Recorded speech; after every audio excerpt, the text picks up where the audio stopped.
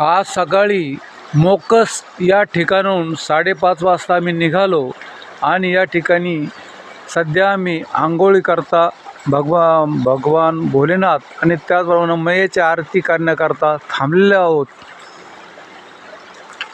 आणि आम्ही पुढे लवकर वटफळी या ठिकाणी जात आहोत आणि पलीकडच्या दिशेला बाजूला असणारी मैया ओलांडून या ठिकाणी आम्ही गुजरातमध्ये प्रवेश करत आहोत. महाराष्ट्राची बाँड्रीवर या ठिकाणी एक नदी आहे. नदीच्या पलीकडे गुजरात राज्य चालू होत आहे. नाव सांगा, नाव बोला पटकन. बत्तू शेवाळे, विठ्ठल गंगाधर खेडकर. इकडे घ्या. नर्मदे मारकोनी. नर्मदे हर. नर्मदे हर. हॅलो नर्मदे हर.